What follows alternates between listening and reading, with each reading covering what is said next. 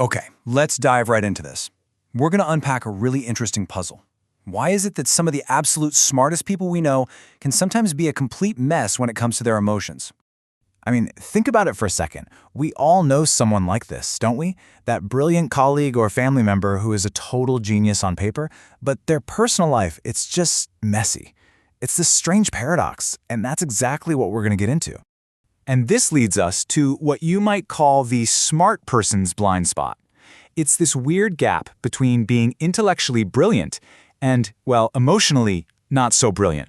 And the results of this blind spot are, all too common. Quick flashes of anger, saying something without thinking that really hurts someone, and then that awful feeling of regret. It's a pattern, a cycle, that a lot of smart people fall into without even knowing why. So this is the big question, isn't it? If being smart is all about IQ, shouldn't that help with everything? Why doesn't it stop these very human, very damaging emotional slip-ups? Well, the answer, it turns out, is that we have to rethink what being smart even means. To really get this, we have to challenge a belief that, honestly, most of us were raised with. We need to look beyond our standard, everyday definition of intelligence. From the time we're kids, it's all about grades, test scores. Our whole society puts this huge emphasis on IQ. We're taught that logic and problem-solving skills are basically the golden ticket to a good life. But, as we're seeing, that's only half the story. And this quote just nails the difference. It's so crucial. IQ is for puzzles, for math problems, for things with clear answers.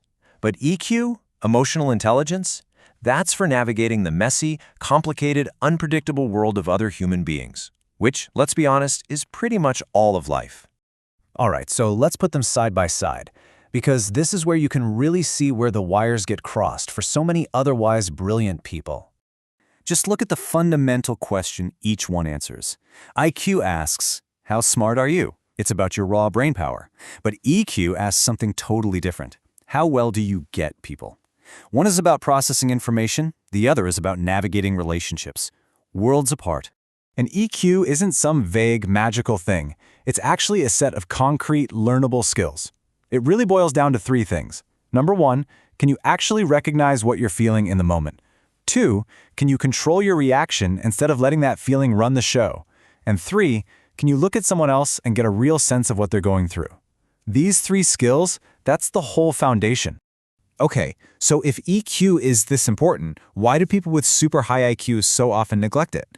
Why isn't their powerful logic enough to just figure this stuff out? Well, it usually comes down to three things. First, they lean way too heavily on logic. They try to solve an emotional issue like it's a math problem. But emotions don't follow rules. It's the wrong tool for the job. Second, a lot of them just dismiss feelings as messy, irrational weaknesses that get in the way of real thinking. And third, and this is the big one, nobody ever taught them how. This really says it all, doesn't it? We spend years and years learning history and science, but almost zero time learning how to handle our own anger or disappointment or how to show empathy. It's a massive gap in our education. So really, it's not a personal failing. It's more of a systemic one. But here is the fantastic news.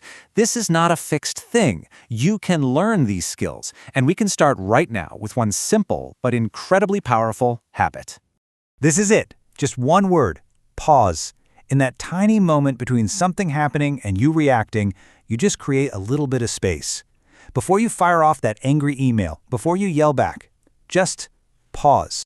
Because in that little moment of pause, you give your brain just enough time to ask this powerful question. Wait a second, why am I actually feeling this way? Is it really anger? Or is it embarrassment? Or maybe fear? That one simple question can change everything. You see, this little pause isn't passive. It's an active tool. It's like a circuit breaker that stops an emotional surge from turning into a destructive action. It is probably the single most effective first step you can possibly take. And this is the most empowering part of all of this. While your IQ is pretty much stable through life, your EQ is not. It's a skill. It's like learning an instrument or a new language. You can practice it, you can develop it, and you can absolutely master it at any age.